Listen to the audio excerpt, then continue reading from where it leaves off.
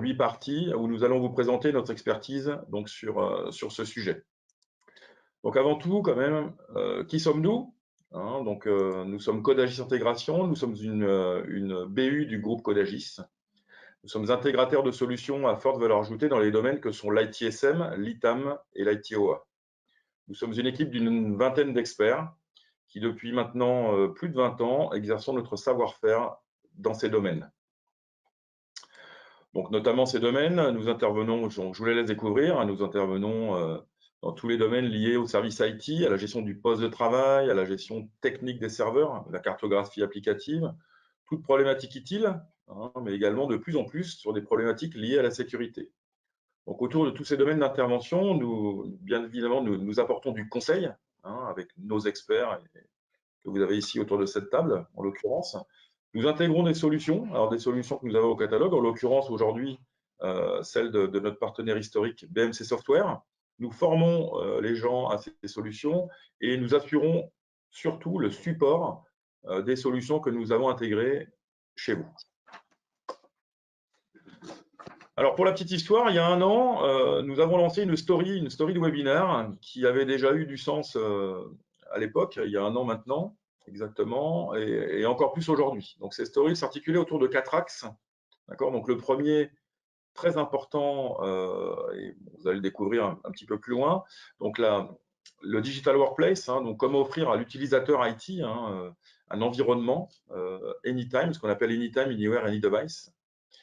Avec un deuxième axe qui inclut la partie infrastructure, comment mieux gérer son infrastructure de manière à ce qu'elle supporte toute cette charge de travail, sans oublier les coûts, parce qu'évidemment tout ça, ça coûte de l'argent, donc il faut pouvoir aujourd'hui économiser, mais surtout aussi, et encore plus maintenant, sans oublier la sécurité.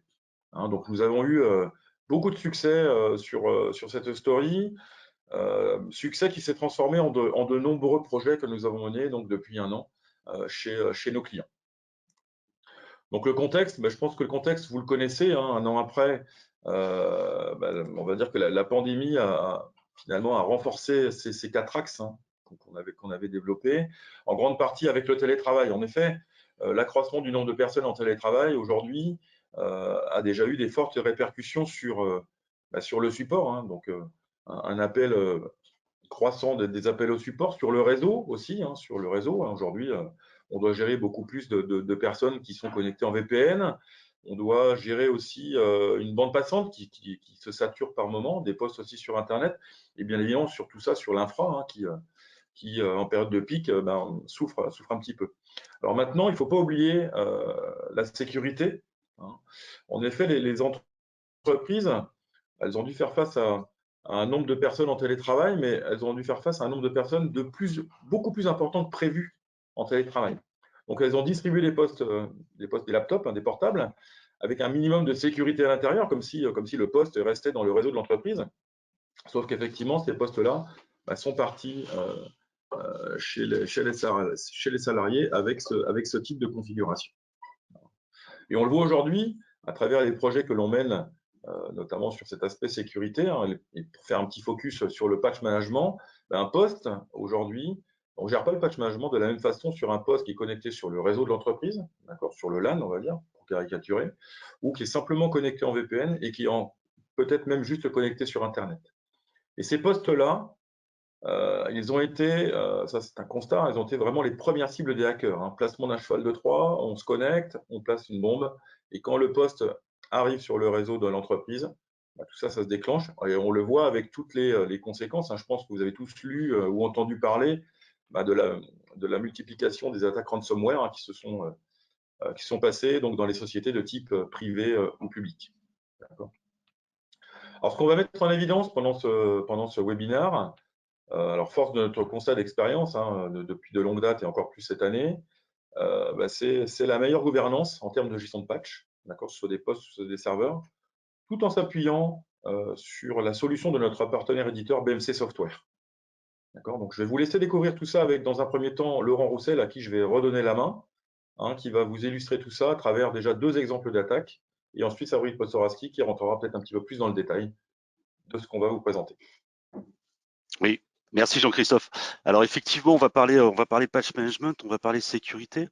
On a voulu illustrer dans un premier temps les conséquences de ne pas patcher un parc sur deux aspects, un aspect Linux et un aspect Windows. Et vous allez découvrir, je dirais, dans la vraie vie, ce qui se passe, ce que fait un hacker.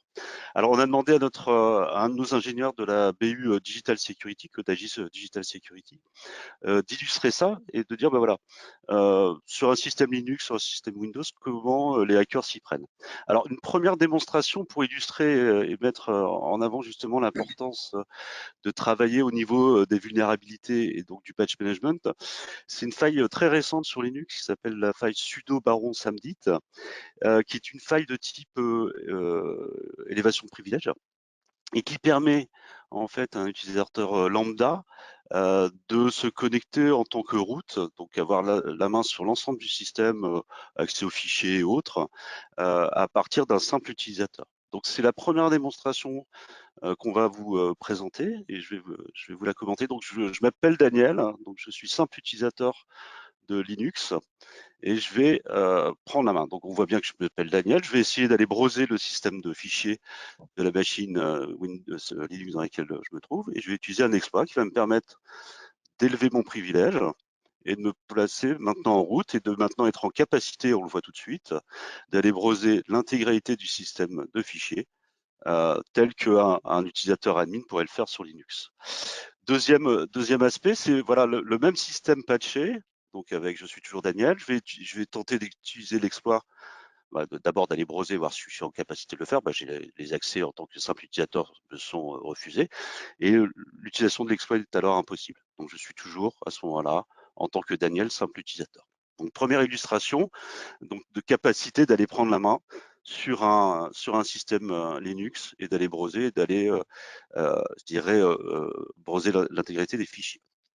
Deuxième illustration autour d'un système Windows, on va travailler sur le bypass de l'UAC. Donc le bypass de l'UAC, c'est lorsque l'UAC, c'est le prompt que vous avez lorsque vous allez tenter de lancer une commande qui va potentiellement faire des modifications en termes de système de manière très sensible, créer un utilisateur, changer des paramètres système qui sont accessibles à partir uniquement du compte système.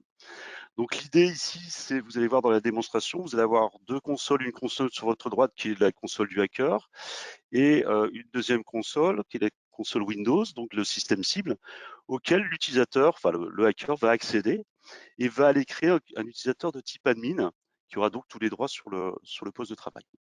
Alors, on va voir cette démonstration. Donc voilà, donc je suis donc à droite mon hacker, à gauche mon poste de travail. Donc on va se connecter et utiliser ce qu'on appelle une sorte de RAT qui s'appelle Betterpreter 3.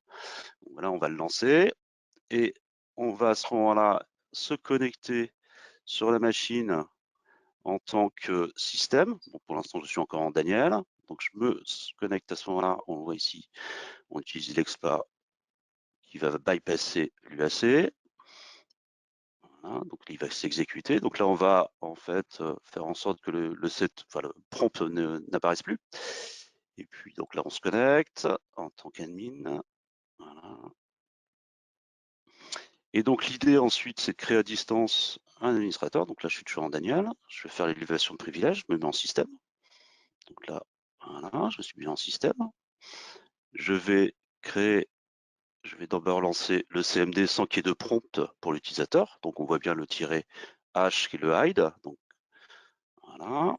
Et là, je vais créer mon utilisateur admin avec son mot de passe qui passe et de manière non interactive avec l'utilisateur. Donc on a sur mon système Windows de gauche l'utilisateur admin qui a été créé en tant qu'administrateur de la machine. Hein, donc on voit bien que l'admin 3 existe déjà. On tape le mot de passe et on est logué sur la console Windows en tant qu'administrateur de la machine. Donc ça, c'était la première illustration. Le même système patché va réagir bien évidemment totalement différemment. On va tenter de lancer le RAT, le Betterpreter 3, et on va avoir une non-capacité de le faire, vous allez le voir à l'écran. Voilà. Voilà. Donc je me suis fait, vous voyez, je n'ai pas eu cette capacité de le faire. Donc voilà, c'est vraiment de cette manière-là qu'un hacker ou encore bien souvent un utilisateur mal intentionné au sein de l'entreprise va s'y prendre. Faut pas négliger cette partie sécurité au sein des entreprises et dans votre schéma de pensée en termes de sécurité. Alors, on va revenir sur ce qu'est le patch management en quelques mots. Alors, le patch, c'est la correction via un code, un logiciel pour modifier soit des problèmes de sécurité, des bugs ou encore, bien souvent, les éditeurs vont ramener leur lot d'améliorations au passage, que ce soit sur des applications du marché ou encore sur vos propres applications que vous allez devoir être en capacité de patcher et de mettre à jour au fil de l'eau en fonction des vulnérabilités que vous allez découvrir sur ces applications métiers que vous auriez pu développer. Donc la vulnérabilité, c'est une faille, hein, c'est une porte d'entrée vers votre système d'information et qui va permettre, comme on l'a vu dans les démonstrations, d'accéder à des informations beaucoup plus sensibles et d'interagir avec les bases de données, le système de fichiers ou toute autre information disponible sur votre écosystème de votre système d'information. Les cibles, bien évidemment, c'est l'intégralité des composants du système d'information. Ici, on va travailler plus sur les aspects endpoint au sens poste de travail, serveur, mais c'est bien évidemment tout ce qui concerne les OS, Windows, mais pas que, et on en parle dans les points d'achoppement, et les applications Microsoft et pas que. Hein. Faut pas négliger les aspects. Microsoft est évidemment en tête des attaques, mais derrière, on va retrouver très rapidement des logiciels ou des éditeurs comme Adobe. Donc les points sensibles, les points d'achoppement, c'est bien évidemment patcher Microsoft, mais pas que. Être en capacité de toucher l'intégralité des endpoints et dans un temps, je dirais le plus restreint possible. Et puis derrière, c'est être capable de mesurer ce que vous faites, d'avoir de la visibilité au travers de reports sur la pertinence de vos campagnes de patch management. Derrière ça, là, on parle un peu de cible, mais on parle d'outils, mais il faut parler méthodologie et process. On verra dans la présentation que l'importance du process que vous allez mettre en place est non négligeable dans votre capacité à correctement traiter vos systèmes vulnérables et l'ensemble des endpoints de votre système d'information. En termes d'incontournables sur le patch management, ça c'est la première brique, c'est l'inventaire de votre système d'information. On ne protège bien que ce qu'on ne connaît bien évidemment, que ce soit en termes de matériel, d'OS et également d'applications. Donc ça, c'est la première brique, donc c'est l'inventaire.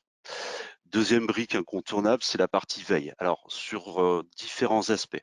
Vous pouvez vous abonner au site de Microsoft et autres en termes d'alerte, en termes d'éditeurs. Il y en a bon nombre qui vont vous qui vont vous donner de l'information. Il y a des sites comme l'ANSSI et CERT France et autres qui vont vous donner également de l'information. C'est illustré sur la partie droite du slide.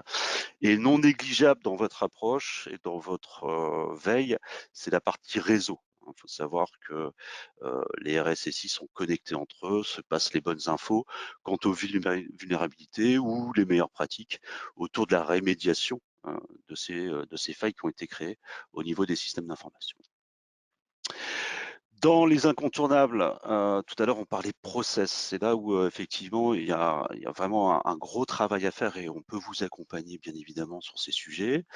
C'est faire évaluer le risque, c'est-à-dire entre la sécurité, donc qu'est-ce que ça peut provoquer, et le risque sur je dirais la dégradation de la capacité opérationnelle de vos équipes sur les métiers. Est-ce que si je fais telle ou telle action, est-ce que ça aura des conséquences sur mon business?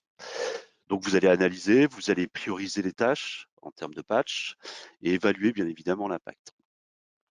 Derrière, il s'agit de déployer. Alors déployer, c'est pas une mince affaire, ça peut faire peur en termes de charge de travail et de justement d'impact. Donc vous allez mettre en place du test sur des bacs à sable, vous allez mettre en place des process vous permettant de déployer l'ensemble des patchs que vous voulez passer sur un pilote, que vous allez faire vivre pendant un moment.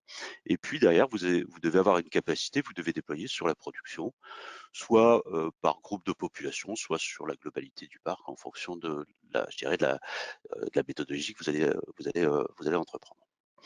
Derrière, vous devez être en capacité de faire du reporting. Donc, j'en ai déjà parlé, mais évaluer la pertinence des campagnes de patch management vous donnera la certitude que vous avez touché X% de votre parc et que vous avez encore un effort à produire.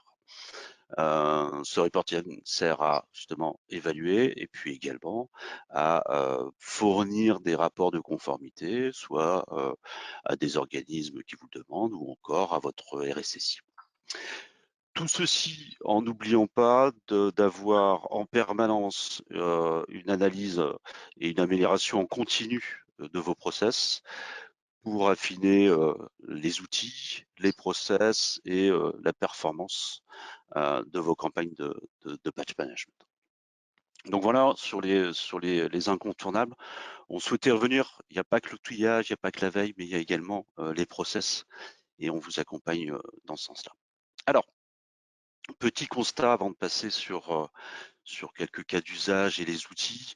Ce qu'on a pu constater au-delà, enfin, pas au-delà du télétravail, mais le confinement a amené beaucoup plus de complexité. Le confinement a mis loin les collaborateurs et les devices du système d'information. Donc, les équipes IT se sont posées bon nombre de questions autour de ça. Mais pas que, il y avait aussi le problématique plus globale de patch. Suis-je en capacité de patcher des systèmes distants, l'ensemble de mes collaborateurs étant en home office, est-ce que je peux maintenir à ce même niveau de conformité?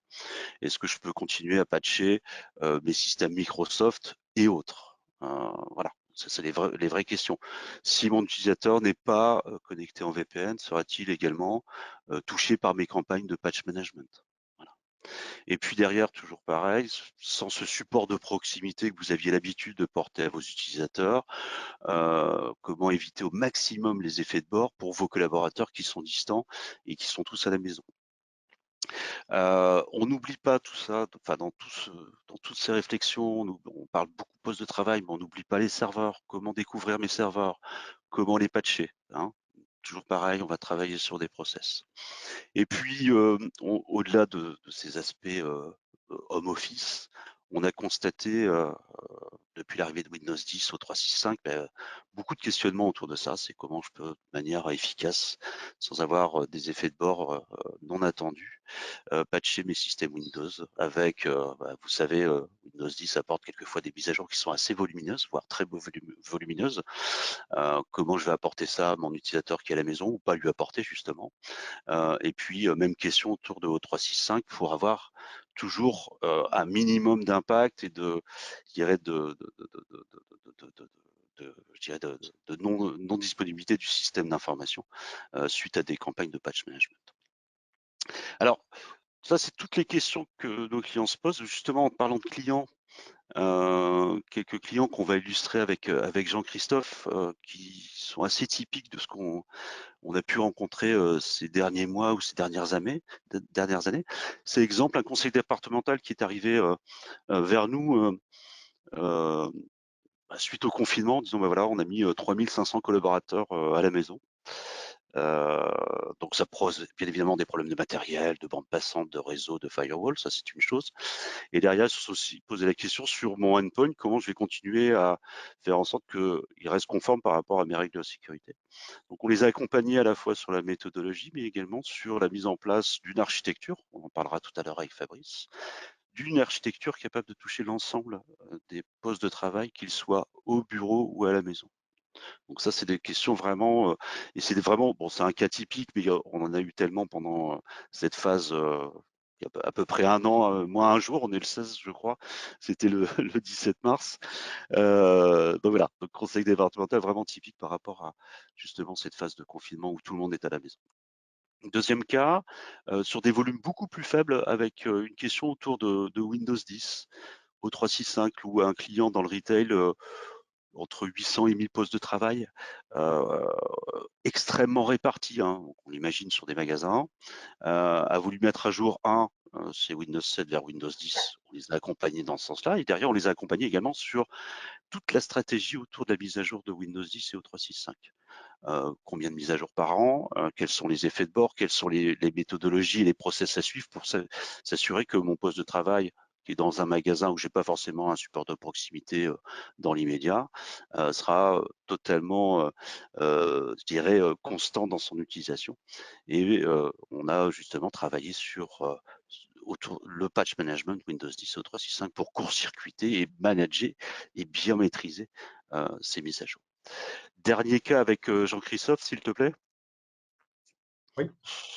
Donc moi, je vais vous parler d'un géant de l'industrie qui a un périmètre à peu près aujourd'hui de 17 000 licences, donc à peu près 15 000, entre 14 et 15 000 postes et 2500 serveurs, qui suite à une attaque de cybersécu, comment dire, concernant, ayant comme cible ces serveurs, le client a mené une campagne d'audit de vulnérabilité.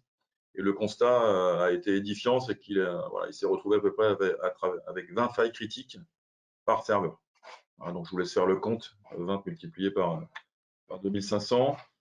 Et en plus, des failles présentes alors que notre client il pensait vraiment être sécurisé avec la solution en place, cette solution soi-disant gratuite d'un grand éditeur américain.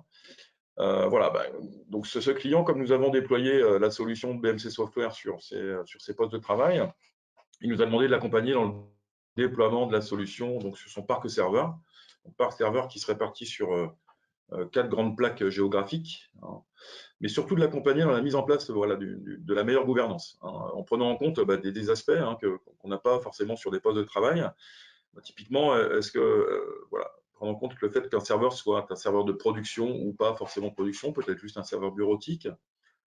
Quels sont de gérer aussi avec cette solution donc les fenêtres de redémarrage des machines, parce qu'on ne redémarre pas un serveur comme on démarre un poste de travail, donc on a géré aussi tout ça. Ou alors, un autre exemple, c'est est-ce qu'il existait une dépendance entre les serveurs, ce qui supposait derrière, une fois qu'on les a patchés en suivant cette séquence, de les redémarrer effectivement en suivant aussi cette séquence. Alors, voilà, je vous mets quelques critères en avant, mais en tous les cas, c'est ce qu'on a pris en compte pour mener ce projet, en tous les cas. Et l'objectif était simple, c'est que le deal était de combler 80% des failles en moins de 3 mois sur ce parc serveur.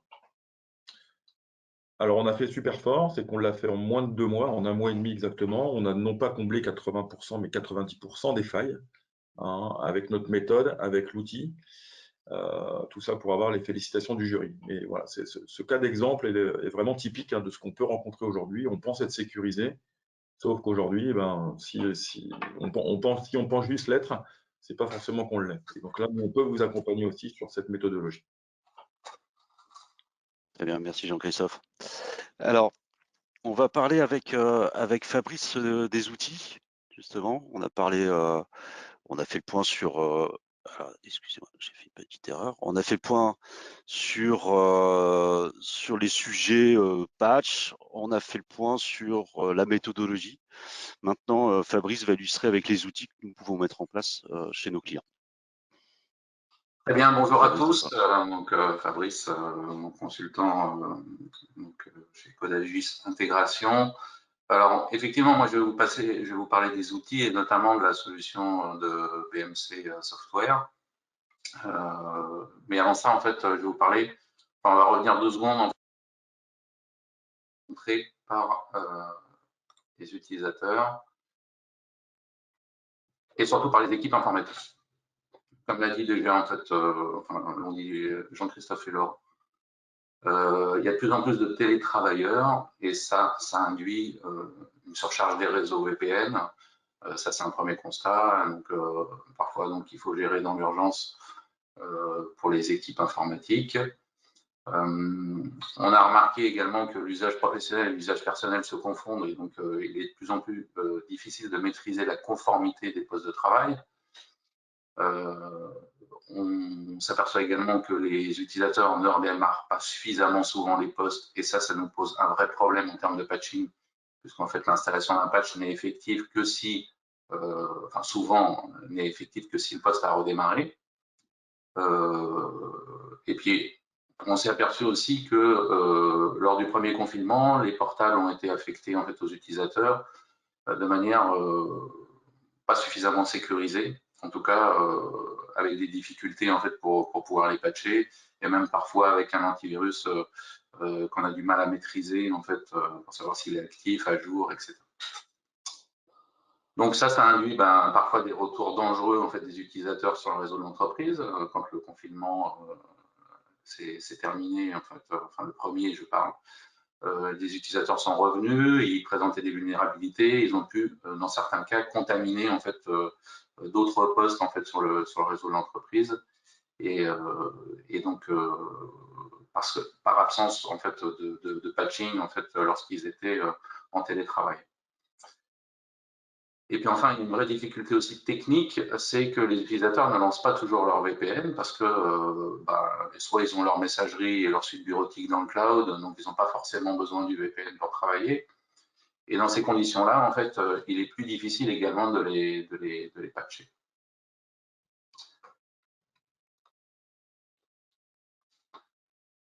Donc la solution BMC Software propose donc une solution de patch management assez intéressante, puisqu'en fait on va être capable de couvrir en fait toutes ces problématiques. Alors cette solution s'appuie sur un serveur principal, dit master, une base de données. Et puis en fait, lorsque vous souscrivez en fait à cette solution, vous êtes abonné en fait à un fournisseur de patch qui va vous fournir les patchs Microsoft, mais aussi tous les autres patchs des autres éditeurs, Chrome, Firefox, Adobe, et j'en passe. Donc, en fait, l'ensemble des patchs en fait, sont centralisés auprès de ce fournisseur et vont pouvoir être téléchargés en fait, par la solution. Ensuite, cette solution s'appuie sur les agents relais. Donc, on voit ici en fait un agent relais sur le site principal qui va pouvoir gérer les postes clients du site. On va pouvoir également positionner en fait des serveurs relais sur les sites distants, ce qui va permettre de gérer, n'envoyer qu'une seule fois le patch sur le site distant. Et puis enfin, on va gérer les postes en fait sur Internet. Alors premier cas, en fait, c'est assez simple. Le patch est téléchargé, il va sur le relais, puis le relais le redistribue en fait au poste sur le LAN. Donc là, pas de difficulté particulière. Deuxième cas d'usage, je dois patcher en fait un site distant. Là, je vais faire plus attention parce que peut-être que le débit que j'ai en fait vers ce site n'est pas du haut débit, donc je vais pouvoir contrôler la bande passante et réduire, par exemple, mon déploiement de patch à 20% de l'utilisation de la bande passante, et ça de manière dynamique, afin de ne pas saturer le lien et laisser place en fait au flux métier qui doit avoir bien sûr toujours priorité par rapport aux problématiques d'infra et de mise à jour. Ensuite, je vais avoir le cas en fait de mes clients en VPN. Là, en fait, je vais passer par le relais principal. Et puis, je vais faire également attention en fait à la bande passante parce que pour pas saturer mon lien VPN, là aussi, je vais pouvoir réduire. Alors, la solution est assez intéressante. Elle propose des fenêtres de transfert sur lesquelles on peut régler par slot horaire. Donc, par exemple, 20% réduit à 20% en journée et puis 80% la nuit et le week-end, par exemple, pour augmenter en fait notre capacité de patching. Et enfin, le dernier cas d'usage, je suis sur Internet. Donc, je vais cette fois passer par un relais installé en DMZ, donc accessible via un alias DNS public. Et donc, je vais pouvoir patcher exactement de la même façon les postes simplement connectés à Internet. Et ça, évidemment, avec tout ce que ça suppose, c'est-à-dire les fonctionnalités de reprise en cas de déconnexion du poste. Donc, on est capable de reprendre exactement là où on s'est arrêté. Et puis, également, de pouvoir gérer, en fait, le redémarrage des postes. Et ça, c'est très important, parce que, comme je l'ai dit, en fait, pour que un patch ou plusieurs patchs puissent être installés de manière effective, il faut que le poste ait redémarré dans un grand nombre de cas. C'est une vraie problématique. Donc, les points forts de cette solution BMC Patch Management, c'est sa gestion multi-produits, c'est-à-dire qu'au-delà des patchs Microsoft qu'on est capable d'appliquer avec Windows Update ou avec WSUS, BMC Software, lui, propose en fait plus de 200 familles de produits gérés, donc des familles de produits Microsoft et non Microsoft. Donc, on va retrouver ZZip, Adobe, Firefox, VMware, etc., etc. tous ces éditeurs en fait qui proposent également des mises à jour et qui vont être centralisés auprès du fournisseur de patch auquel vous allez être abonné. On va pouvoir gérer les postes, en fait, quelle que soit leur situation, on l'a vu, donc qu'ils soient sur Internet, en VPN, sur un site distant ou sur le LAN. On va être capable de gérer en fait ces postes de manière dynamique en automatisant en fait le rattachement dynamique en fait du poste au bon relais, c'est-à-dire selon sa situation géographique, son lieu de connexion, on va le rattacher en fait au bon relais et on va pouvoir assurer la continuité en fait du patching dans tous les cas. Autre point fort de la solution, c'est la gestion du redémarrage, donc soit au moyen de fenêtres dans lesquelles on va pouvoir également définir que le poste est autorisé à redémarrer hors heure ouvrée, par exemple, donc en différant le redémarrage donc, en soirée ou la nuit, ou pendant l'heure de déjeuner, par exemple. Et puis aussi la capacité d'interagir avec l'utilisateur. Si le poste n'a toujours pas redémarré, il va falloir être en capacité d'envoyer des messages à l'utilisateur en lui proposant de redémarrer, en lui proposant peut-être de différer ce redémarrage, mais en tout cas en l'incitant fortement en fait, à redémarrer pour que le patching soit effectif.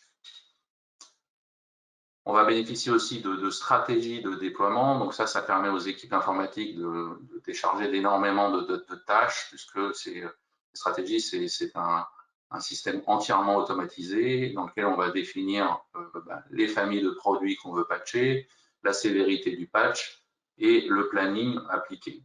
Par exemple, j'applique un premier groupe de tests la première semaine du mois, donc les patchs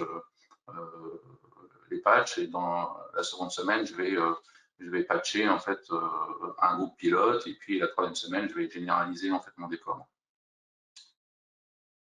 On en a parlé, ce qui est très important également, c'est de connaître en fait le résultat de son patching. Donc, la solution offre des rapports, des tableaux de bord qui vont permettre de vérifier le niveau en fait d'accomplissement de l'installation des patchs et aussi de mesurer quels sont les patchs qui restent manquants pour pouvoir les déployer au plus tôt et dans les meilleures conditions. Et puis assurer la continuité de service pendant toutes ces opérations en étant en capacité de gérer le poste dans son ensemble, hein, pas seulement sur les fonctionnalités de patching, mais aussi d'inventaire et de contrôle à distance pour être en mesure de supporter les utilisateurs, même s'ils n'ont pas monté leur VPN, avec une simple connexion Internet, et quel que soit le lieu où ils se trouvent, en télétravail, à la gare, en mobilité, à l'aéroport ou autre, on est capable de les supporter dans tous les cas de figure. Et ça, c'est très important pour les utilisateurs. Et puis enfin, je conclurai sur la simplicité de mise en œuvre de la solution, parce que bon, j'ai intégré pas mal de solutions de client management et je dois dire que la solution de BMC est probablement la plus simple à mettre en œuvre, la plus simple à maîtriser pour une équipe informatique, puisqu'on est capable de la déployer en quelques jours sur des milliers de postes et de la rendre opérationnelle auprès des équipes informatiques également en quelques jours de formation. Donc voilà, une vraie efficacité en fait en termes d'opération. Très bien, merci Fabrice. Je vais reprendre la main pour conclure. Alors, vous allez avoir la possibilité, après la conclusion, de poser, vous avez sur la partie droite une capacité de poser des questions. Oui, donc Fabrice, merci. Moi, je retiens 3 grandes choses. Donc, on patch du Microsoft, du non Microsoft. On a une architecture qui permet de toucher n'importe quel endpoint en n'importe quelle situation de mobilité ou pas. Et je retiens également reporting, qui permet de vraiment mesurer la pertinence. Ça, pour moi, ce sont les 3 grands points.